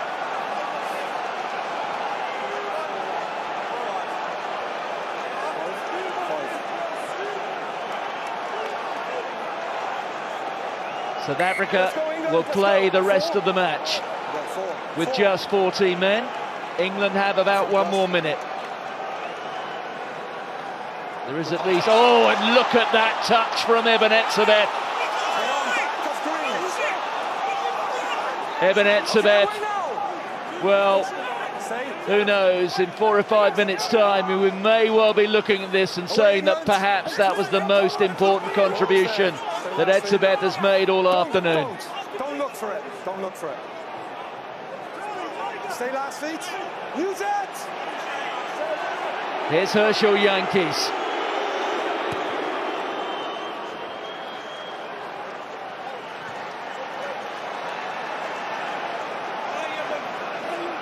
Guys, don't milk the penalty, please. Ball is available. Great steal there by Eben Etzebeth. The ball bobbling a little bit around there, but South Africa able to re-secure ball, slow it down. And Herschel Jantjies relieving pressure off the base.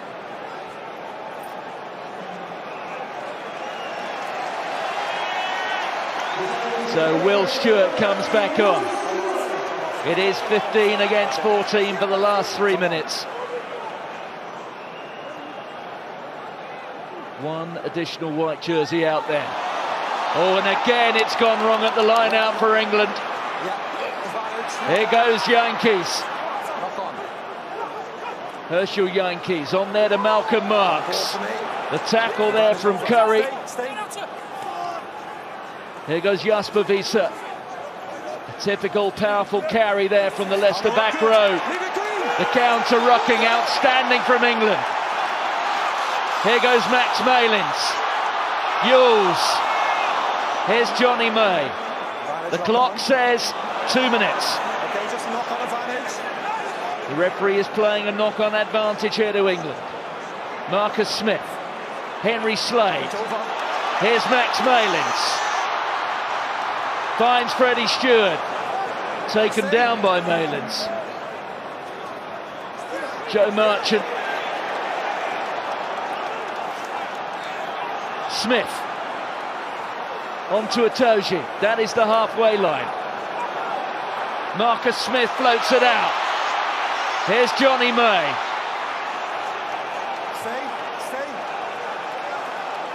90 seconds remain. England looking for a hero. Henry Slade. The arm is out from the referee. They have the penalty. There goes Marcus Smith. Well, that was rather reckless, you have to say, from South Africa. They've given the second penalty, and this one is straight in front.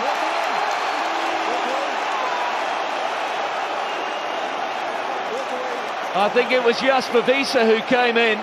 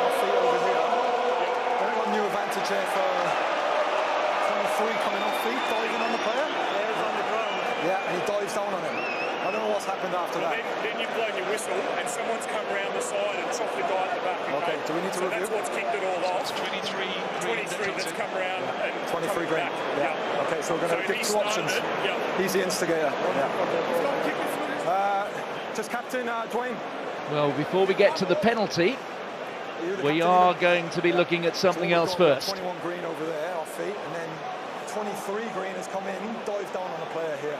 He needs to stay on his feet, he dives straight down on the player, and that's what's kicked everything off then after that. So it's a penalty here. Okay, I need you to control players, please. I understand you, then. Yeah, time is still off, mate. Top there, over here. Yeah.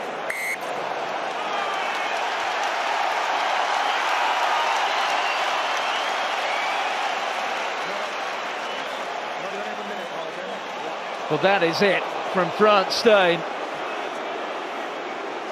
the most experienced Test player, certainly in terms of years on the pitch. And it was his hot-headedness and discretion which moved the penalty advantage from a very difficult position to this one, which, as you can see, is very kickable. Marcus Smith. A perfect kicking record, not just today, but throughout this Autumn Nations series. England lead.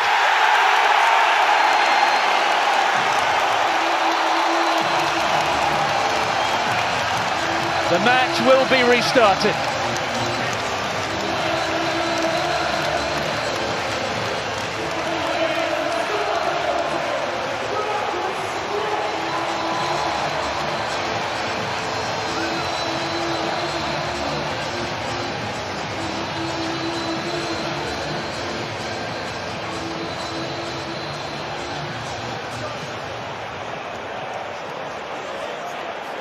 South Africa have to regain possession.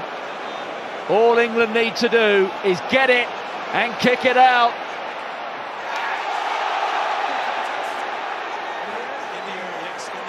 England have it. They have the penalty.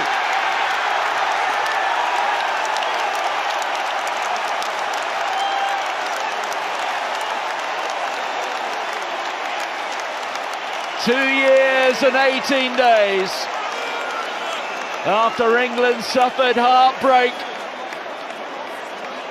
in Yokohama, they have their day of revenge.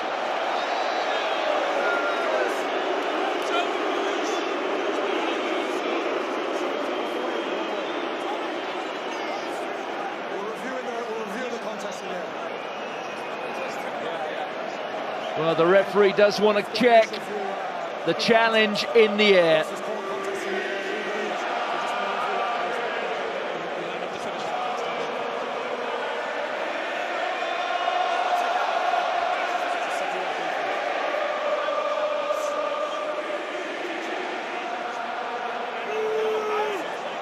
Well,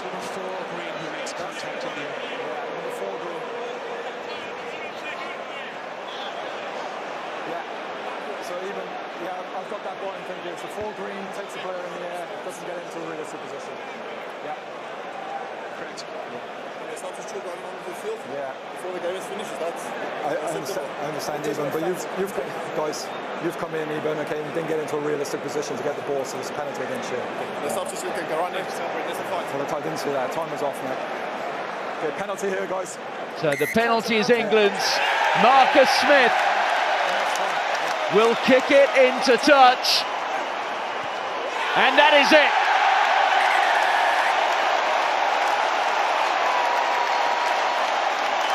Freddie Steward, a hero once again. Manatu Alangi, whose try was his final contribution. But what a day, what a test match, and it will be remembered as a tactical masterclass by Eddie Jones. He did it for Japan in 2015 on the South Coast in Brighton, and now he's called the shot through an England side who have beaten South Africa by 27 points to 26.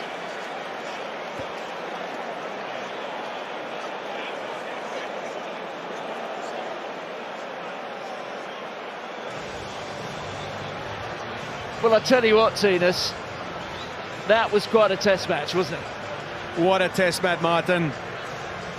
That is what we want from international rugby. Right to the last second. This game could have gone either way. England on the whole, what a performance. They had several young players coming in, not really being tested on the big scene. And how did they stand up? They put the Springboks under pressure. They scored 3 tries against one of the best defenses in the world and squeezed out a 1-point win in the last seconds. What a result. These boys will be so proud of this achievement. South Africa had the consistency in selection. They've had a long, successful season. And ultimately, England squeezed them out and got the 1-point win. Well, in the middle of all of that, we did have a Player of the Match award. It went, as it did a week ago, to Freddie Steward. What a start it's been to his Test match career. He's just 20, remember. A try against Australia, a try here. And it was a real test of that man as well, Marcus Smith. But as for Steward, what another day for him. Let's hear from him. Well, Freddie, wow. Many congratulations to you, to England. What on earth were you thinking when Marcus Smith was standing there lining up that penalty and this whole crowd just descends into silence? to be honest, at that moment I was just thinking, Marcus, please don't miss. You know, we dug in, we fought, you know, against a team like South Africa. They're so physical, and you can't shy away from that. You know, the boys dug in. Whole squad effort, it was unbelievable. They threw the kitchen sink at you in that second half, so just describe the emotions for me on the final whistle when you knew you'd done it. Yeah, I think those games, you know, that are separated by 0.2 points, when that final whistle goes, just the emotions that, you know, the battles that you've been in, it all comes to the forefront, and I think you saw there with the boys, just over the moon, just unbelievable. I mean, you look so composed under the high ball. For goodness sake, you'll carry the match for the second week in a row. I guess it helps being 6'5", but just give us a sense of how you feel when you're out there at the minute, because you look like you've been doing this for forever. I think for me, when that ball goes up, the focus is just there. You know, you can't afford to think about who's coming, anything that's going on around it. It's just the ball, get the ball, and that's all I really think about in those moments. I think when England last played South Africa, we know it was a Rugby World Cup final. You watched it in your local rugby clubhouse. What's it like? Are you pinching yourself that you're actually here? You've just beaten the box. Yeah, the last time we played South Africa, I was watching it in a student bar, I think. So I was, yeah, I said earlier in the week, you know, if you'd have said to me then that the next time England plays Africa, I'd be on the pitch. It's just, I can't really believe it, and just so happy that we came away with the win today. You did. Many, many congratulations, Freddie Stewart. Well done. Thank you very much.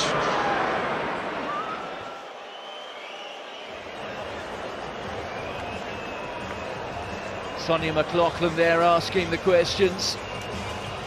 Got another stunning performance from the fullback, and in a couple of moments' time we'll be hearing from the South Africa captain, who of course ended the match in the sin bin, Siya Kolisi. Such a talisman for Springbok rugby. The third South African to raise the Webb Ellis Cup after winning the World Cup. Well, here, more than 2 years on, England had their chance to have revenge, and they took it. And what a match it was, and in the end, Marcus Smith. And don't forget, he himself earning just his 5th cap here, and probably his first really true test. But Marcus Smith, well, the old heart must have been racing just a little bit when that ball sat on the tee. Well, let's hear now from Siya Kolisi. Well, Siya, give us a sense of the emotions that are swirling through you at the moment. I know it's noisy, isn't it? It's very noisy. The England fans are very happy, that's why. Yeah. Just give us a sense, if you would, of the emotions swirling through you at the moment. You know, unfortunately for you, you ended that game sitting on the bench. Yeah, it was. Yeah, it's tough. Obviously, we're very disappointed with the loss. But yeah, it was a great game. I think it has been a build up towards this game today, and I think both teams turned up. And yeah, it's a pity that we couldn't finish strong in this tour. But yeah, I'm proud of the way the boys pitched up. But yeah, we made a couple of mistakes here and there. You threw the kitchen sink at England in that second half. The penalties were racking up in your favour. Why do you think you couldn't quite close that game out? No, I thought they defended well. We made a couple of mistakes, you know, every time we got the S&D. And I think getting so close to the line and not capitalising on it made it pretty tough for us. Everyone's aware that the Springboks have been away from home for an exceptionally long time. You've been in this bubble for a very long time as well. Mentally, you know, how exhausted is this team? Yeah, I mean, we never make excuses. We knew what we were up against this year. I'm really proud of how the boys stood up to the challenge, and you know, we took it in our stride. You know, we're so grateful that we are able to play the game of rugby. I mean, it's been a tough year for everyone. There are many people who've lost jobs, who've lost family members, and we have the great opportunity of playing this game. And playing at a stadium like this has really been a great honour. And yeah, thank you to everybody that came out to support the game. I thought England played really well today, and yeah, and congrats on them. We really enjoyed the game, but it's tough that we couldn't get the win. Appreciate your time, Siya. Thank you. Thank you, ma'am. Thank you. Well, typically there, Siya Kolisi, very generous. No, very generous. You know, dignified in defeat. We were outplayed by England. It was a phenomenal defensive effort by England in the second half. 2 real opportunities for South Africa to score right on the line, and they weren't able to capitalise on it. And that's why England are victors today.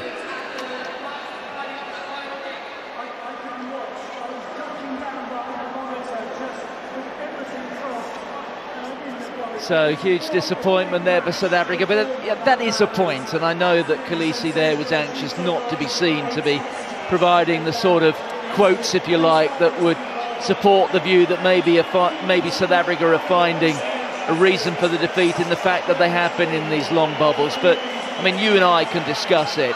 It has been a very, very long season for them.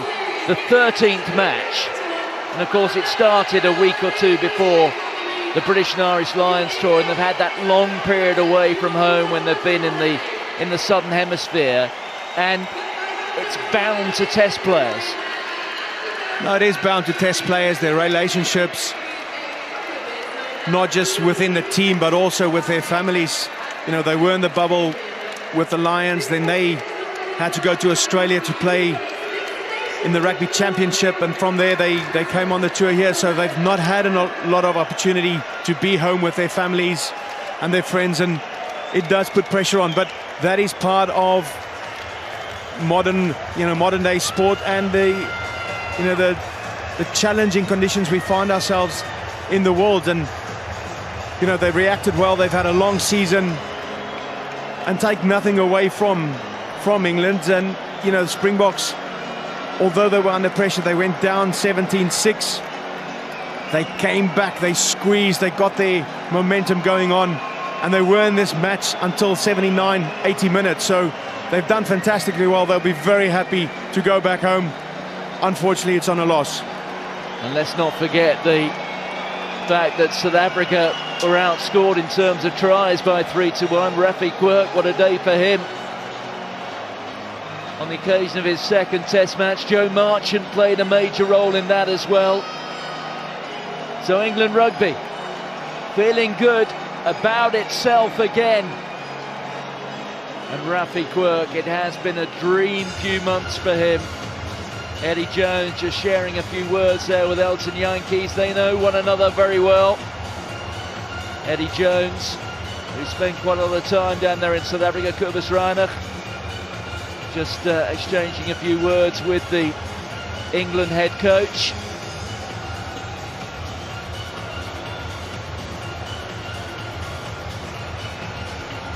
The England coach, very generous. But he will be delighted with Eddie Jones. He came in, I think, under a fair degree of pressure, some of it applied by one particular media story, which there's no doubt it cranked things up for Eddie Jones. But he's had a perfect Autumn Nations series. 3 wins out of 3, and one of them against the world champions, South Africa. So let's hear now from the England captain, who's talking to Sonia. Well, Courtney, many congratulations. I know it won't make up for losing a World Cup final, but how proud are you right now to have skippered England in a win over South Africa?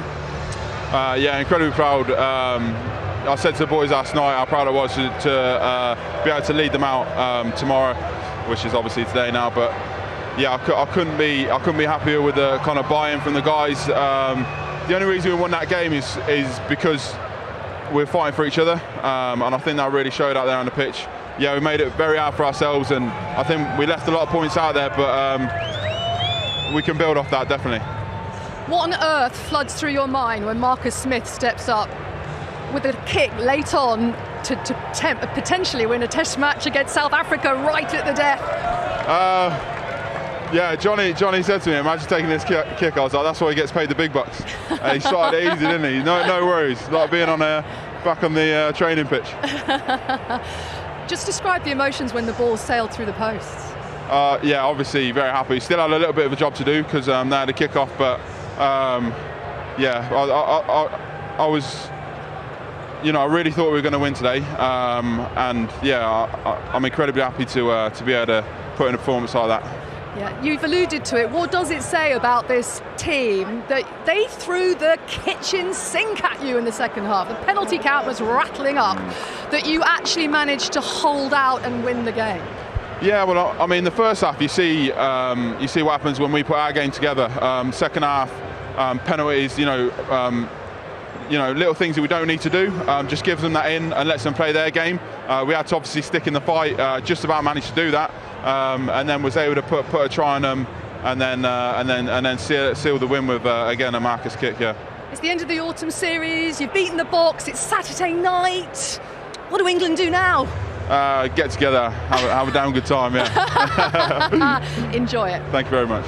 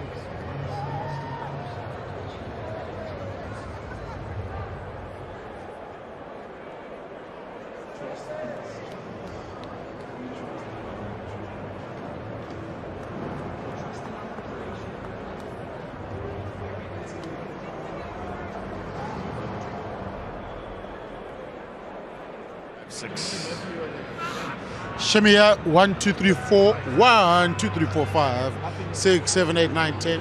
1, 2, you can see the pictures. 1, 2, 3, 4. 1, 2, 3, 4, 5. 1, 2, 1, 2. 1, 2, 3, 4, 5, 6, 7, 8, 9, 10. Matthew from Twickenham. 1, 2, 3, 4, 5. 1, 2, 3, 4, 5. Shimmy from London, England. 1, 2, 3, 4. Happy. Well, what do you want? Just give us a time. Okay. Shimmy, you happy? Yeah. You good?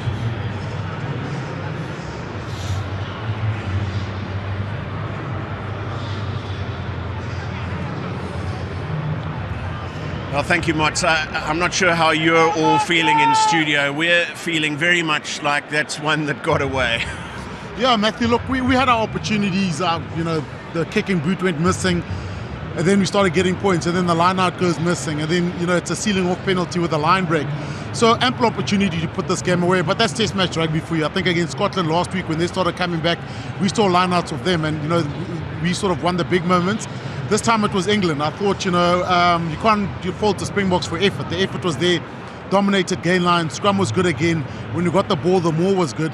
Just not converting those opportunities into points. Yeah. Are you pinching yourself right now? Yeah, I can't believe it. We said 4 weeks ago this was the game we wanted to target. The boys bought in for the last 4 weeks, and we've got extremely close as a group. And today was a massive part of our journey as a young group of England players. And to beat the world champions at home in front of 82,000 was special, and it's a day I'll never forget. Just tell me what it was like standing there, staring at those posts, thinking, you know what, if I nail this, we're going to get a win over South Africa. Yeah, it was mental, having to wait so long as well. I think that the referees were checking the TMO, so I think it just delayed everything and made it more nerve-wracking. But the boys around me backed me. The boys around me at the time put their arm around me and said, "Go for it, mate, and back yourself and believe in yourself." So I tried to do that, and ultimately I did my job, and the boys saw it out in the end. It was brilliant. Tell me about the explosion of joy. I think the whole crowd were with you. Yeah, it was special. Once I hit the kick and it was sailing through, it was like slow motion for me. I saw it sailing through the post, but we still had a job to do. Receiving that kick off, they came hard with Etzebeth in the air, and to win the penalty and properly celebrate at the end was amazing. And as I said, I think this group will never forget that day. You seem so composed for such a young man, but were there any nerves ahead of this today? Because suddenly there's no Owen Farrell there, and you're basically given the job of running this England ship. What was that like? Over the last 4 weeks, I've loved working with Owen. It's a shame he fell to injury last week, but we've been in contact this week, and he's been helping me a lot over the last 4 weeks, and I've learned loads from him. But again, the boys put their arm around me, the senior players, Maro, Courtney, Marla, to have him back as well. Back end of the week was special for me, and those guys putting their arm around me and supporting me makes it so much easier for me. And you had a chat with a certain Johnny Wilkinson this week. So we've all seen the photographs. Yeah, he's coming. Is that why you got the kick? Yeah, it's all down to him. He's been working hard with me, and again, putting his arm around me and allowing me to explore on a weekend. So yeah, all credit goes to those guys, and I appreciate it big time. And one last question. I just wonder, what's it like being you right now? There is a certain amount of hype around Marcus Smith, that would be fair to say. Eddie Jones wants you to keep your feet on the ground, not carried away, but what is it like being one Marcus Smith? It's special. It's everything I've wanted growing up as a young kid, from back when I grew up in Asia, and then it all goes down to my family, my mum, dad, 2 younger brothers, my friendship group, my girlfriend, all of those guys supporting me, keeping me grounded, and I'm sure when I get back in there, my brothers will have the first messages saying, you should have done this, should have done that. So to have them people around me is special, and I'll keep working. Many, many congratulations. Well done. Thank you very much, Sonia. Cheers.